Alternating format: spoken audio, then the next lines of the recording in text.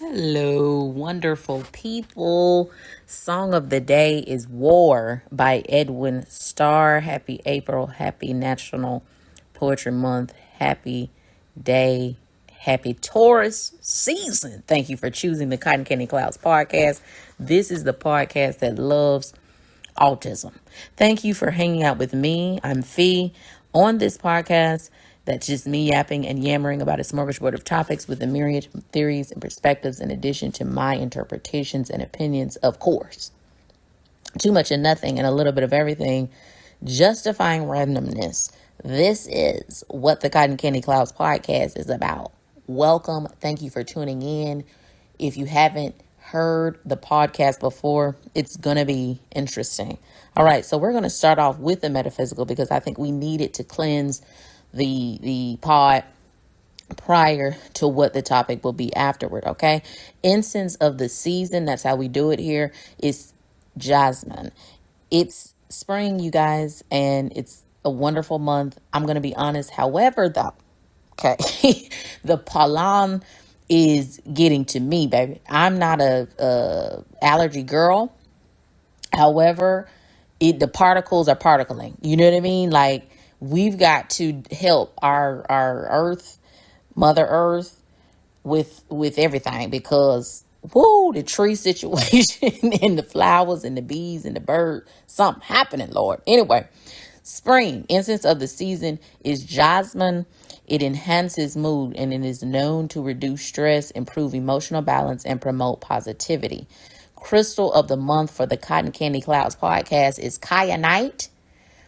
It is a beautiful bluish, silverish, quartzish stone that's usually in like these little spiked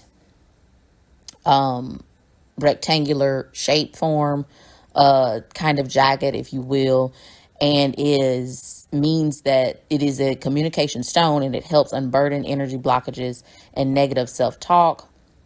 It rehabilitates self-expression and intuitive knowledge. And I agree, when it's around, you will be communicating, I think, more efficiently, slower paced, with consideration, with, just a spirit of attempting to communicate in the proper way. Okay. So thank you for that portion. So, okay. Let's get serious here. I don't know if you all knew this, but among 25 populous high-income countries, the United States of America has 70% cases of femicide, which is the gender-based killing of women. Okay. So that means among all the countries, I think it's 200 and something. Don't get me wrong. Okay. Don't get me to quoting lies. But among those countries, all of the countries in the world, among the 25 populous high-income countries, there is a study that found that 70% of all cases of femicide occurred in the United States. To put that in perspective, on a global scale, the U.S. ranks 34th for intentional female homicide at the rate of 2.6 killings per 100,000 women. Okay. In the U.S., almost 3 women are killed by an intimate partner every day. So today, 3 women on average have already died due to an intimate partner killing them, murdering them. Okay. 92% of these victims were killed by a man, and 63% were killed by current husbands, boyfriends, or ex-husbands. I'm leading to something. Recently, something happened, and we'll get to the parts that I was disturbed in. So, a former, I believe, Virginia lieutenant governor murdered his wife, Serena Fairfax. Technically, his wife really was about to be his ex-wife. They were dealing with a contentious divorce, even though they still dwell in the same home. It's a common practice. It happens. He murdered her, Serena Fairfax. Let's remember her name. Say her name. Okay. And then, as like most cowards who murder the mother of their children and the person that they said vows to, killed himself. Okay. And so it's not an uncommon thing, first of all, as I said, with reading the statistics. But the part that really got me was the reaction with the headlines and the responses of other men within the Black community and just in general. When it comes to newspapers, when it comes to magazines, when it comes to headlines, is what I'm trying to say, the press, it's become a problem. I'm familiar as a novice history buff. I'm familiar with the history of the printing press. I'm familiar with, the power of a headline. But I will say we've regressed in the way that we deliver the news and try to grab the audiences to read the news or look at the news or whatever have you. And it really disturbed me, because it's like, I really, Serena Fairfax was a human of her own. And I just feel like she should have the headline. She should bear that at the very least, due to her being murdered because she essentially, and, she didn't know, Lord, was married to a coward, a person who, should have never been in the home. She was trying to get out. She's trying, these women, excuse me. I'm trying not to go on a tangent, because how I like to do on the Cotton Candy Clouds podcast. But what I'm trying to say is that he was, in all sense and purposes, not a person who needed to be with her anymore, or with anybody with some sense. And the headlines, the articles, they're just not, you have to scroll even to know, like, what kind of person he was. And it's like, when it comes to these headlines and the responses, again, with people and Black men and men in general, when men do these things, it's disturbing because they're wrong, first of all. And then they're always talking about the type of person that they were, quote unquote. Now, this is quote unquote. They talking about how he was decent. Oh, he didn't do it to me, and we never knew, and all this bullshit. He did it, though. Someone's dead because of this mofo. And the audacity to celebrate the goodness within him, that shit is dead and gone. You can say a lot of things. You can do a lot of things. But when you murder, there is a line drawn. And murder is not, it's murder. Not a killing, not a retaliation, manslaughter. Straight up murder. When you murder a person, whatever good you've done, sorry, it's now dirtied. All right? It now does not exist. It's tough, but that's what the hell is going on. And I don't need, and no one needs, society doesn't need these men to still have respect and to people to still hold them with such regard after they do such horrifying acts. Especially this mofo. He, mind you, and if anything, another thing about it is, it's the type of male in particular, in this case, and in many cases, but in this case, this man was a former lieutenant governor who was already shit at his job because of the swirling allegations, sexual allegations, the alcoholism, the paying people for pleasures, So what really are we talking about when we're trying to bring up what type of man this was? This was the type of man that murders his wife and is a coward and kills himself afterward. Because he could have been did that. I digress. Woo! All right. So next you have a knucklehead bastard. And again, it's the headlines for me. It's the language in the articles for me. But a man, a father of 8 children, a father of 7 children, excuse me, and it was 8 children that he massacred, he killed. But a man killed all these children. He shot also, I think, two of the mothers within these children there in either in critical condition or still in the hospital. Yeah, two women have been hospitalized with serious gunshot wounds and are expected to survive. One of the women was the gunman's wife, according to police. And I'm not reading these articles. Of course, you know where you can find these articles. They'll be posted on the Cotton Candy Clouds podcast, on Facebook, Blue Sky, and Twitter. But because these kind of articles get to me again, you know, I prefaced it with the statistics here. But in this case, because and in both these cases, I'm a black woman, Southern, obviously, if you've been here before, and if you're new, welcome. But in both cases, it's black people, it's black children, it's black women being at the brunt of violence, something we're dealing with every day, physically, mentally, spiritually, and now physically, and often physically. And it's just like, you know, I don't, it's just, I feel like he should be called a family annihilator in the headlines, because these are 7 of these children were his biological children.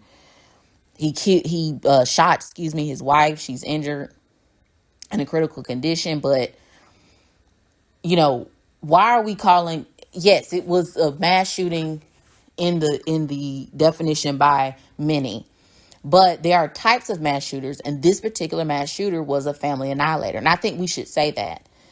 Also, you know, it just hurts me that we live in a society that is telling women they have to have these children, is encouraging women to have children, is telling women, enforcing women, you know, and encouraging women, get married, start a family, have the children, get a family, get a man, find a man. You beat this into women, girls.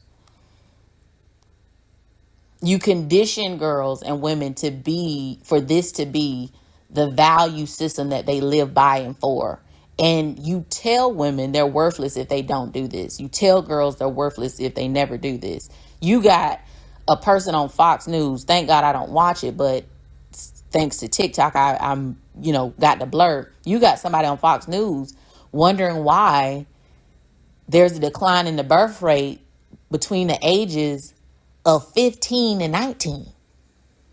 You have all these things going on, and then you have these people confidently murdering their wives, confidently murdering their children, and they get to comfortably have a right to trial. I mean, this is when we know what's happening. They get to have a right to trial. They get 3-course meals. They may not be the best, but damn it, they getting them more than the children who can't get the free lunch at the schoolhouse. And it's like, this is the society we live in, and we're supposed to figure out a way to survive. All right, that was heavy. I'm going to leave it at that. I don't know if you all knew this. We're going to move on, because this is what really probably got me in the rapture of it all. But as you know, this podcast loves autism, because I think in the beginning year of the podcast, I reflected on being a black woman who feels neurodivergent, who feels like she could label herself as autistic. And we talked about that. And I got to, go over that episode again myself so we can discuss it some more in general. But as you know, and if you didn't know, April is Autism Awareness Month. And it was founded by, let's get some background on this, in April of 1970 by Dr. Bernard Rimland, a psychologist and autism researcher. He chose the month of April to coincide with his son's birthday, as well as the start of spring, a time for new beginnings. Amen.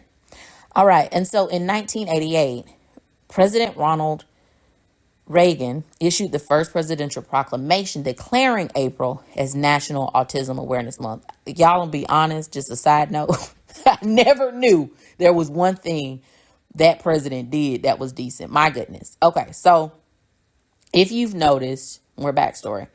If you've noticed, the puzzle piece is the symbol that represents autism and was first introduced in 1963. I had no idea it was this far back, by the National Autistic Society as a part of their logo.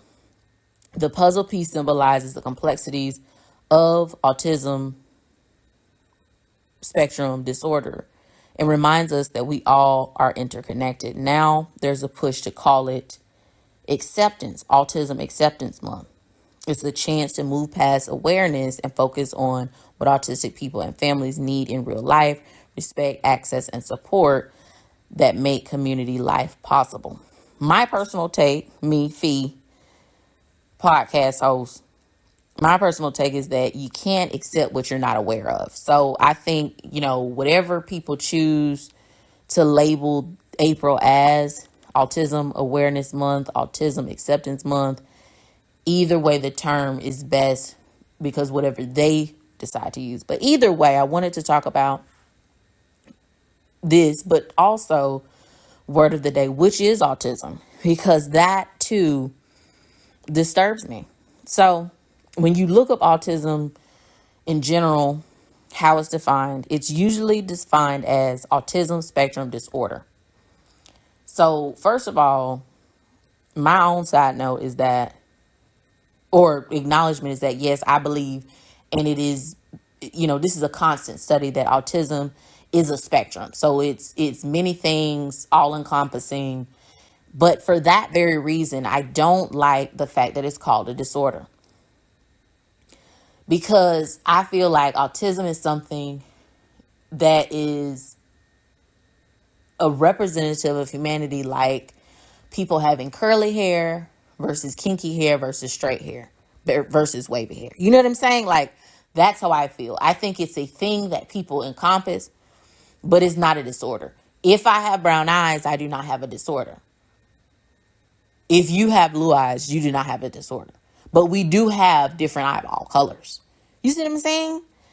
Anyway, okay, so autism is defined as autism spectrum disorder, a complex developmental disability. Again, on disability, but I understand at least more why disability is in the definition than disorder being what it is labeled as. So it can cause significant social, communication, and behavioral challenges. People with ASD have difficulty understanding verbal and nonverbal communication and learning appropriate ways to relating to others and events. No two people, with ASD are the same. Some of the behaviors associated with autism include delayed learning of language, difficulty making eye contact or holding a conversation, difficulty with executive functioning, which relates to reasoning and planning, narrow, intense interest, poor motor skills, and sensory sensitivities. That was a tongue-tying situation. A person with autism might have many of these behaviors or just a few. A diagnosis of autism spectrum disorder is applied based on an analysis of all behaviors and their severity. So what I wanted to talk about is the fact that I wish for Autism Awareness Month and Autism Acceptance Month being a time where scientists, doctors of PhD or otherwise, philosophy, doctors of philosophy or otherwise, or other sciences, etc., investigate more on how to define autism without saying disorder. I'm sorry, but as a person who's neurodivergent, now I love the term neurodivergent because it applies to many things. It means you can have ADD or ADHD, or you could have like separate, isolated situations going on. And I appreciate that term, but I do want, and I wish for, maybe I should get into it, I don't know,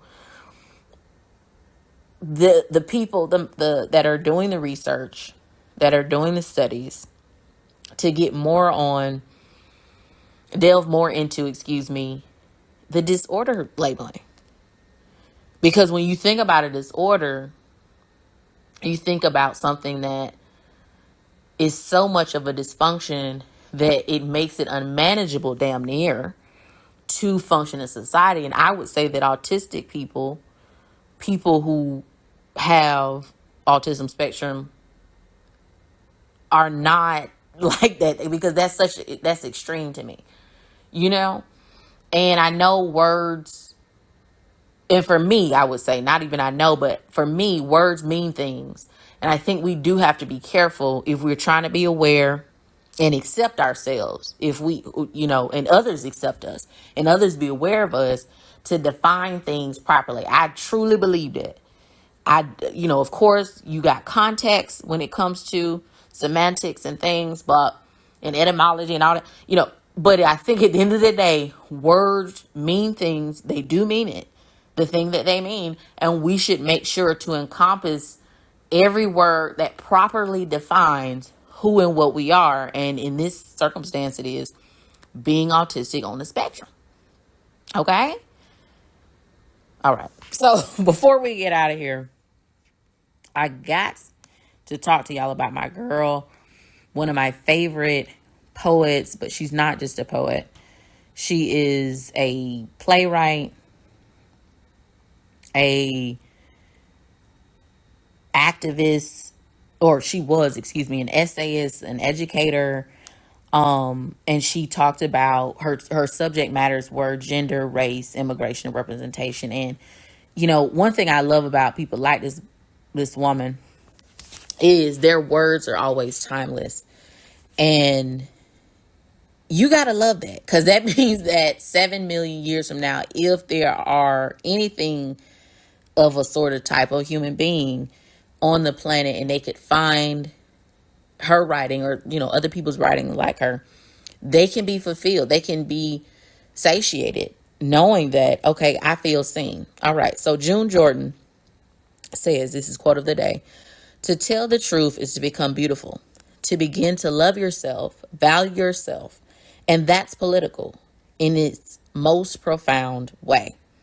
I know me, and I'm not saying that, I done told every truth in the goddamn world for all my life. But I am a person who loves a good truth serum, truth bomb. I love honesty, okay? And honesty is healing, because there's nothing left but what is. And I love that. Okay? To tell the truth is to become beautiful, to begin to love yourself, value yourself. And that's political in its most profound way. That quote of the day was by June Jordan. Thank you so much for tuning in to When the Head to the to the Cotton Candy Clouds podcast. I'm trying to say three things at one time. To the Cotton Candy Clouds podcast. Again, you can go on the socials to hit me up. You can email me. Do your research us. Love yourself, okay? And also, you know what? Before we really get out of here, for real, I have been trying to get into this, different things. People are always saying good stuff. I have some good timelines on social media, and something I had thought about was celebrating my birth date, or day rather, each month. So my birthday is on the 9th of May, but on the 9th of every month to celebrate myself. Then I was thinking about, it evolved. I was like, you know what? Let's celebrate the first of spring. We should be celebrating the first day of every month, but also the first day of every season. And I was like, if you into astrology, celebrating that. And it could be astrology in any culture or country or, group of people, because it's all types of astrologies and zodiacs, if you will. And so I just want to, and I think I said, there's always something to celebrate last episode, but for real, because I'm about to celebrate tour season. I'm a tour, if you didn't know, but let's always celebrate something. Nothing crazy. You don't have to, get crazy, but just to treat yourself, just like they say on Parks and Rec, and just to acknowledge, okay, and celebrate whatever the small wins, the small things that make us feel great. I finished my homework, celebrate with a nice cookie. Again, it doesn't have to be anything crazy. All right. When your head in when your head is in the clouds. Now, mind you, I done created this damn thing. Okay. When your head is in the clouds, there's always something sweet to think about. Thank you for tuning in to the Cotton Candy Clouds podcast.